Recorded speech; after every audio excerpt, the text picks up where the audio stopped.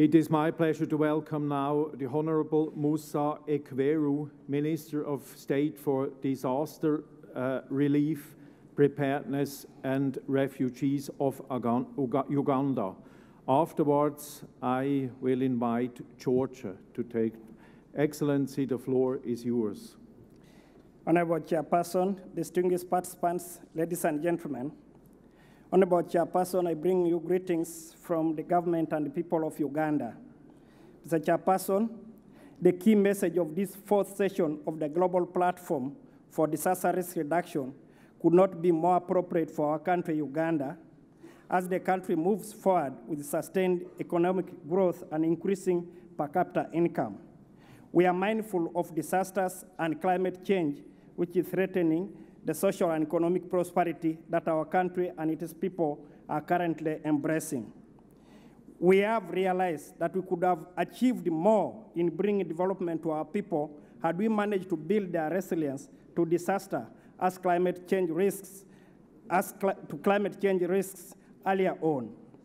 We have seen for ourselves the benefits of early warning, for example, and early action, and how it has spared our country, for example, the brunt of the recent 2011 drought that wrought havoc in the Horn of Africa.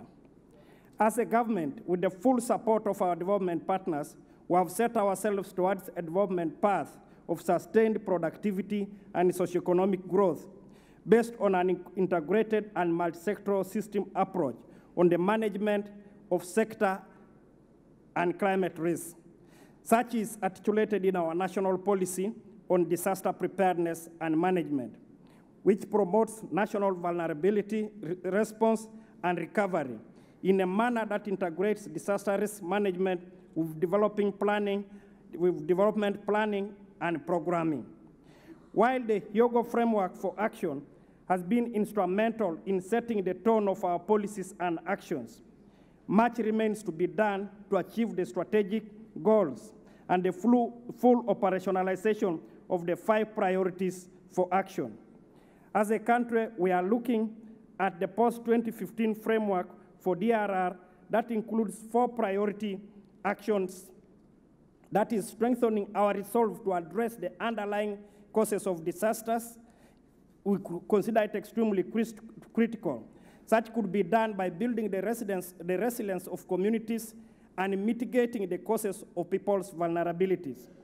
2 is strong demonstrated leadership on the management of disaster risks as equally very essential.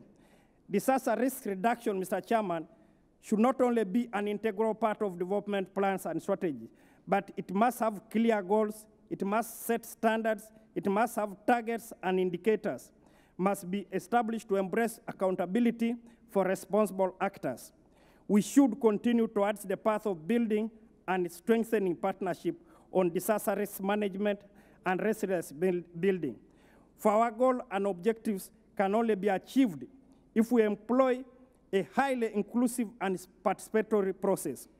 Increasingly, civil society organizations and the private sector need to be better engaged and involved, and we have to strengthen further the link between humanitarian assistance and development investments. Resourcing is imperative if we have to manage disaster risks and build resilience to disasters. The business case for investment in DRR is clear, and therefore donors and government need to commit resources to longer-term investments so as to achieve better outcomes and engage with a wider range of the disaster risk management actors. Mr. Chairperson, what we now have is a different Uganda. It's a Uganda committed to managing disaster and climate risk. It's a Uganda who's resolved to build resilience, particularly those of vulnerable communities and families who often take the brunt of any disaster. It's a Uganda whose main tenets of partnership, inclusiveness, and transparency we put a lot of emphasis. Mr. Chairman, we are pursuing poverty reduction initiatives and programs as a matter of priority, understanding that if we address poverty, we will be able to strengthen people's resilience and reduce their vulnerability to disasters and from climate change impacts. We are establishing and operationalizing policies and processes to better protect communities at risk while providing them with livelihood options. More often, people's vulnerabilities are driven by their livelihood or lack thereof. We are improving people and policymakers' access to information for our society to be informed and be aware of taking action towards reducing their vulnerability to disasters and climate change.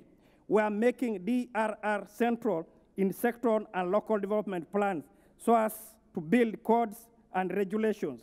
Our national development plan is already disaster-proofed, and we need to cascade this down at what we call district and then community level so as to reduce the risk and avert the occurrence of potential disasters from the sources themselves.